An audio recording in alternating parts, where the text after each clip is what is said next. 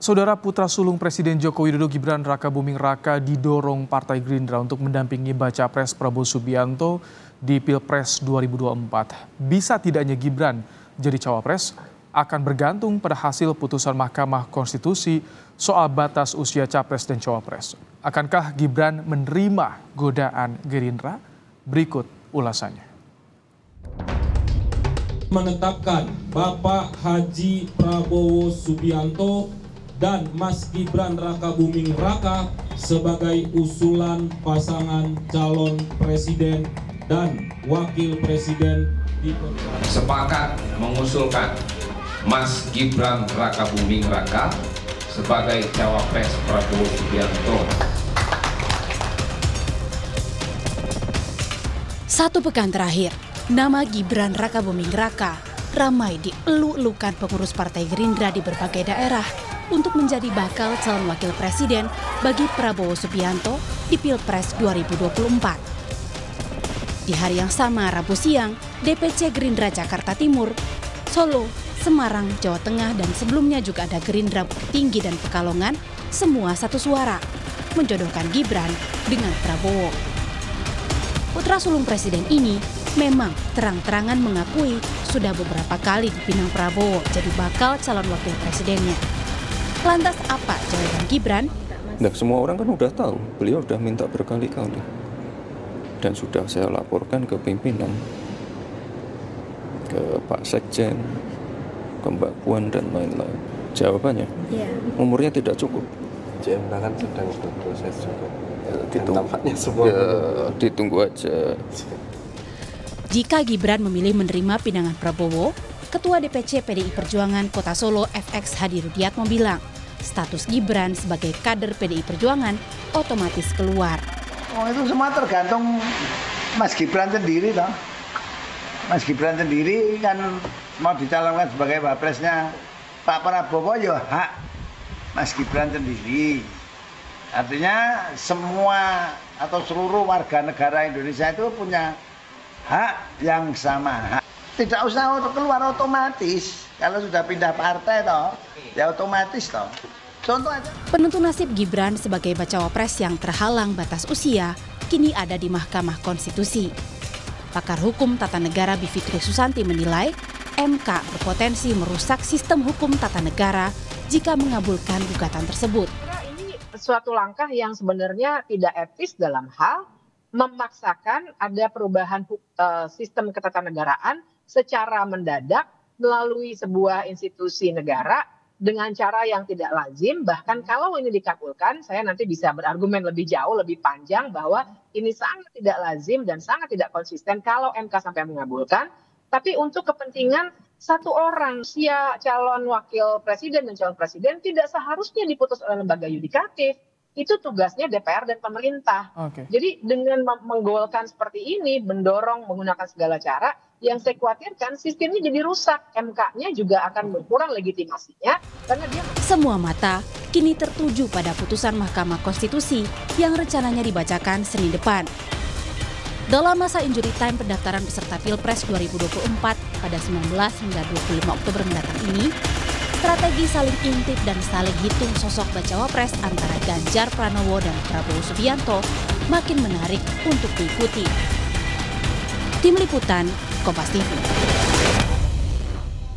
Lebih dari satu kali putra sulung Presiden Joko Widodo sekaligus Wali Kota Solo Gibran Rakabuming Raka ditawari jadi cawapres Prabowo Subianto. Meski Gibran sudah melaporkan ke PDI Perjuangan, langkah Gibran memang tergantung putusan MK soal batasan usia peserta Pilpres. Seperti apa PDIP menyikapi bujukan Prabowo terhadap Gibran? Kita akan ulas bersama dengan politisi PDIP Arya Bima, ada juga Direktur Eksekutif Parameter Politik Indonesia Adi Prayitno, serta dosen hukum tata negara dan juga peneliti Posdem Universitas Andalas Ferry Amsari. Selamat sore Bapak-Bapak. Selamat sore. Baik, Mas Bimo, sudah sampai ada yang deklarasi. Ini jadi ujian untuk loyalitas Gibran di PDIP menurut Anda? Oh iya. Tapi saya mengamati, masih kita amati terus ya. Dan saya keajegan setiap pencalonan presiden, maupun pencalonan calon wakil presiden. Proses seperti ini adalah hal yang biasa di dalam demokrasi pilpres, pileg, pilkada. Upaya untuk saling membajak antar satu kader dengan kader yang lain itu selalu saja terjadi. Tapi saya percaya kok bahwa Mas Wali Kota Gibran dan juga Pak Joko Widodo, terutama Mas Gibran sudah semakin matang dan juga semakin dewasa. Apalagi Pak Joko Widodo sangat paham betul bagaimana hal yang terkait dengan dinamika yang terjadi saat ini dan tentu akan mensikapinya. Jadi kalau saya melihat proses politiknya Mas Gibran yang mengambil jalan kepartean dalam proses masuk ke wilayah pejabat publik saat wali kota, itu betul-betul pilihan Mas Wali Kota sendiri, ya. Bagaimana dia mengambil sisi jalan kepartean, toh ada jalan untuk mengambil sisi tidak dengan partai politik, dia bisa menggunakan jalur independen. Mas Bimo, tapi Mas Wali ini mengambil jalan politik kepartean, jadi loyalitasnya kepada partai. baik. Mas Bimo, tapi Gibran tidak menolak secara tegas, Mas Bimo. Tadi alasannya usianya tak cukup. Itu kan tunggu MK juga, Mas Bimo.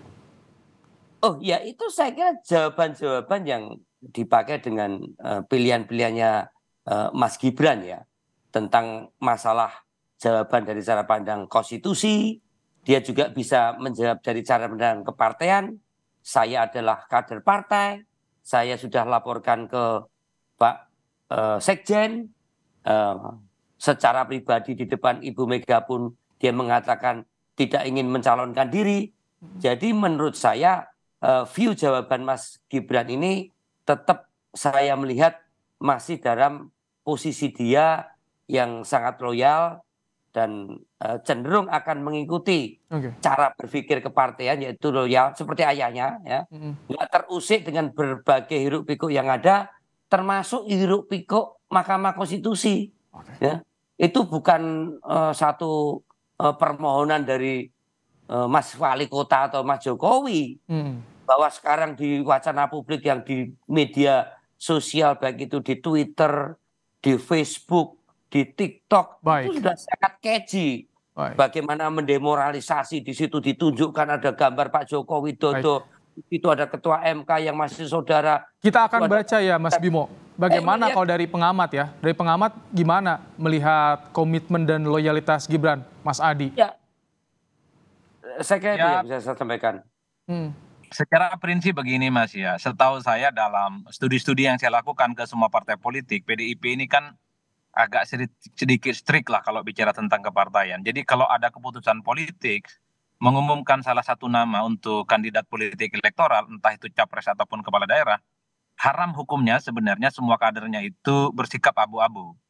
Itu dianggap sebagai sebuah pembangkangan sebenarnya secara tidak langsung. Oleh karena itu, ketika PDIP memutuskan hanya Ganjar Pranowo yang diusung dalam Pilpres 2024, sepanjang itu juga kalau ada kader-kader PDIP coba untuk ditawarkan, mestinya juga menunjukkan hal yang juga tegas, mendeklarasikan secara terbuka bahwa menolak dan itu dianggap menyalahi fatsun politik dari partai. Kan ini yang sebenarnya belum terdengar secara gamblang, belum terdengar secara hitam dan putih dari Mas Wali Kota kan disampaikan kepada publik. Maka muncul tafsir-tafsir liar, mau tapi kelihatan malu-malu, jawabannya masih tidak hitam dan putih, sehingga banyak spekulasi-spekulasi bahwa sebenarnya soal jawaban Mas Wali sampai saat ini ya sebenarnya ada sebuah keinginan karena masih menunggu soal bagaimana keputusan Mahkamah Konstitusi. Mestinya kalau kita membaca anatomi bagaimana kaderisasi di PDIP, siapapun yang merasa digoda untuk dimajukan untuk tanding di 2024 di luar Ganjar Pranowo ya mestinya memang menolak secara tegas, Mas. Sepanjang tidak ada penolakan yang tegas, maka sepanjang itu juga Mas Wali Kota Gibran ini akan dikaitkan dengan soal bagaimana keinginannya untuk maju di 2024. Jadi Mas Adi, kalau tadi soal sikap disampaikan Gibran menampung soal masukan-masukan itu menjelaskan posisinya dia atau sikapnya dia, Mas Adi? Ya ini kan publik tidak pernah tahu persis ya apa pembicaraan Gibran misalnya dengan teman-teman PDIP ya. Apakah sudah disampaikan secara terbuka penolakannya? Yang sampai ke publik kan jawabannya normatif, Mas. Belum cukup umur, belum cukup berpengalaman. Publik itu kan taunya menolak misalnya. Tidak minat untuk maju di 2024 mengingat Gibran masih berstatus sebagai kader PDIP. Kalau itu yang disampaikan, saya kira soal gugatan Mahkamah Konstitusi, ambang batas minimal syarat pencapresan, saya kira tidak akan terjadi kegaduhan seperti sekarang ini, sekalipun itu diloloskan, tentu tidak akan mampu untuk menggoyang iman politik Gibran untuk maju di 2024 karena orangnya menolak. Tapi sepanjang penolakannya itu tidak tegas, masih bicara tentang tidak cukup umur, masih misalnya tidak bicara tentang apa namanya ini masih nunggu perkembangan politik, maka sepanjang itu juga publik akan mengait-ngaitkan bahwa keputusan Mahkamah Konstitusi ini hanya untuk memuluskan Mas Gibran untuk bisa maju di 2024. Kan Oke. itu jalan ceritanya, Mas. Baik, Bang Ferry, kenapa tadi ada indikasi putusan MK menimbulkan kegaduhan politik, Bang Ferry? Ya pertama pengujian pasal 169 ini ya menarik karena itu dapat mengubah tidak hanya siklus politik tetapi juga pengertian terhadap MK itu sendiri. Kalau dikabulkan sudah bisa diganti namanya oleh Mas Bimo jadi Mahkamah Keluarga gitu ya. Karena ada nuansa ya memberikan karpet merah yang luar biasa untuk keluarga-keluarga tertentu di tengah tahapan proses penyelenggaraan pemilu yang berlangsung. Hemat saya tidak fair ya kalau hal-hal yang sangat penting tidak berkaitan dengan aspek paling mendasar di konstitusi diubah di tengah jalan hanya untuk memberikan jalan keluarga tertentu. Itu pasti tidak adil. Tidak ada dalam konsep kompetisi manapun mau politik olahraga ya peraturan pertandingan itu diubah di tengah jalan. Jadi itu sebabnya akan membuat heboh. Apalagi kalau dikaitkan relasi-relasi politik lingkaran keluarga yang berkaitan dalam Kalau Anda proses baca, ini. Bang Ferry, arahnya kemana putusan nanti? Ya, kalau dilihat ya, kalau MK konsisten dengan putusan-putusannya terdahulu soal open legal policy ya, kebijakan hukum terbuka, maka sudah pasti MK akan menolak perkara ini. Tetapi ya, Presiden Jokowi dan MK ini menyisakan satu kemungkinan. Karena ada contoh juga perkara nomor 112 ya, terkait dengan syarat menjadi pimpinan KPK. Ada perubahan yang menarik di sana. Syaratnya tetap tapi ditambah frasa. Jadi syarat menjadi pimpinan KPK tetap 50 tahun atau pernah berpengalaman menjadi pimpinan KPK. Nah, ada kemungkinan untuk perkara ini tetap syaratnya 40 tahun tapi ditambah frasanya atau pernah berpengalaman menjadi kepala daerah atau penyelenggara negara. Wah, bagi saya ini bahaya ya, upaya-upaya yang hanya pintunya untuk kepentingan orang-orang atau kelompok tertentu. Baik, Mas Bimo, Gibran kan sudah lapor ke PDIP soal tawaran ini. Arah dari PDIP gimana sih sampai jelang putusan nanti, Mas Bimo? Halo, Mas Bimo. PDI Perjuangan sudah mempunyai suatu cara mekanisme yang sudah diuji dengan berbagai hal yang terkait dengan pendisiplinan kader partai.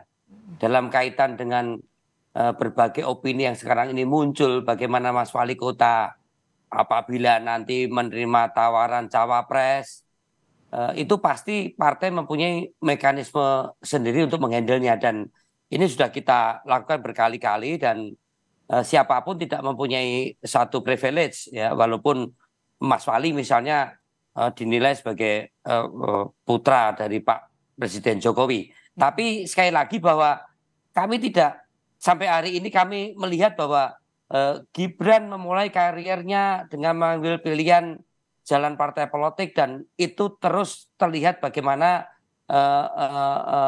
Gibran atau Mas Wali Kota ini selalu menyampaikan hal-hal yang masih terkait dengan sikap dia sebagai seorang yang loyal kepada Tapi partai. konkretnya Mas Bimo, yang menurut Anda yakin akan loyal? Karena kan tawarannya ini cawapres, bukan main-main, Mas Bimo.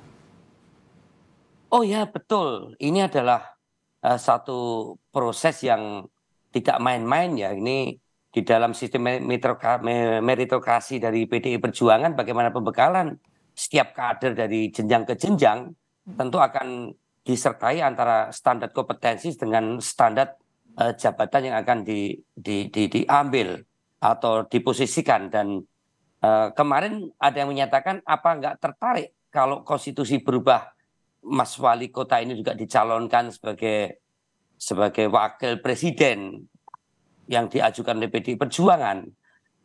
Yang jelas hari ini PDI Perjuangan fokus pemenangan terhadap kandidat calon presiden yang sudah diumumkan ke publik, yaitu Pak Ganjar Pranowo. Jadi kita tidak mau terganggu dengan, kalau bahasa Ibu Mega, dansa-dansi politik di tingkat elit ini. Kader PDI Perjuangan tidak mau masuk di dalam berbagai hal yang terkait dengan dinamika itu, karena akan mengganggu konsentrasi yang kita belum selesai. Sosialisasi Pak Ganjar ini baru 90% orang tahu Pak Ganjar. Baik. Masih berlanjut ya? Baik. Masih berlanjut, dan kami melihat bahwa MK adalah kita serahkan pada Mahkamah Konstitusi, yang mana dalam posisi kaitan keputusan Mahkamah Konstitusi yang sekarang menjadi gunjingan publik ini sangat nyerempet-nyerempet, seolah-olah itu bagian dari peran Pak Jokowi yang menginginkan putranya untuk bisa jadi calon wakil presiden. Itu saya akan tanyakan, Mas Bimo. Sampai itu muncul, tapi kami percaya itu tidak dalam wilayah Joko Widodo. Oke, saya akan tanyakan ke Mas Adi. Mas Adi, kalau jadi Pak Jokowi, karena Pak Jokowi juga paham betul mengenai tata krama politik yang ada. Mas Bimo, kita tanyakan ke Mas Adi. Mas Adi, kalau jadi Gibran terima tawaran dari Prabowo untuk cawapres, ini gimana? Akan jadi friksi antara Jokowi dan juga PDI Perjuangan termasuk dengan Megawati, Mas Adi? Ya, saya kira dua hal. Pertama, ini akan mengubah status Gibran secara otomatis ya, status keanggotaannya di PDIP. Karena di PDIP itu kan kalau sudah nyebrang berkoalisi dengan yang lain sudah tidak menjadi bagian dari partai tentu saja. Yang kedua, secara tidak langsung ini adalah sebagai perang terbuka kalau mau jujur ya. Karena apapun PDIP itu adalah tempat di mana Gibran saat ini bernaung ya, memulai karir politiknya dari awal. Jadi ini yang sebenarnya sedang ditunggu oleh publik. Oleh karena itu kalau Gibran menerima tawaran politik sebagai pendampingnya Prabowo Subianto, ini secara tidak langsung membuka konfrontasi secara terbuka dengan PDIP. Apalagi PDIP memang cukup ketat, cukup keras kaderisasinya selama ini, bahwa harus tegak lurus dengan fatsun, harus tegak lurus dengan semua keputusan-keputusan politiknya yang sudah mulai diputuskan, terutama terkait Pilpres di 2024 ya. Saya membayangkan kalau yang melakukan manuver politik ini semua bukan Gibran misalnya, tidak ada kaitan dengan presiden, rasa-rasanya sudah lama ditertibkan oleh PDIP. Rasa-rasanya sudah lama diberikan kartu merah. Ini yang kemudian membuat saya bertanya-tanya sampai hari ini, Bang Bimo dan Uda Ferry ya. Ini biasanya PDIP itu cukup disiplin menegakkan peraturan partainya. Tapi belakangan ini memang PDIP itu terlihat begitu kalem, cool, melihat begitu banyak dansa-dansi politik yang sebenarnya dalam banyak hal dalam pandangan kita membuat tanduk-tanduk para banteng itu keluar. Tinggal nunggu instruksi sebenarnya. Tinggal nunggu ya. Ini dipakai. Iya, tanduknya sudah keluar. Cuman tanduknya belum dipakai. Kami tangkap. Kelihatan kalem, Mas Adi, kami tangkap. Saya kasih kesempatan ke Bang Ferry ya. Terakhir, Bang Ferry. Jadi bagaimana nanti putusan MK seperti apa yang Anda perlu ingatkan kepada Hakim Konstitusi? Karena ini penting untuk Pilpres nanti. Ya, kalau di konsep hukum tata negara ya, terutama dalam kekuasaan kehakiman, peradilan yang putusannya pelintan kesana kemari sudah pasti ada pelanggaran etik. Sebab hakim itu memegang cara berpikir yang harus kongruen ya, tidak bisa berubah-ubah sesuka hati dan sesuai kepentingan. Ya, itu pasti melanggar etik. Dan bagi saya dalam wawasan konstitusi dan ketatanegaraan, partai itu kan harus dilindungi ya. Tidak boleh kemudian partai mudah diobok-obok. Partai sebesar PDIP tidak boleh hanya jadi sekedar jembatan jembatan penyeberangan untuk kepentingan kader, karena partai itu adalah kepentingan bersama setiap kader yang ada. Nah, aneh kalau kemudian partai sebesar ini tiba-tiba orang lewat lalu kemudian jadi cawapres di tempat lain. Jadi akhirnya orang berpikir, kader-kader juga berpikir, wah enak nih kalau kita punya kesempatan suatu waktu ya pindah saja. Privilege Nah, ya, yang harus dihindari ya Bang Ferry ya. Ya, itu tidak boleh terjadi terhadap partai. Bang Ferry, terima kasih Ferry Amsari untuk pandangannya, Mas Adi Prayitno dan juga Mas Arya Bima. Terima kasih telah bergabung bersama kami dalam program Kompas Petang. Sehat selalu, Bapak-Bapak.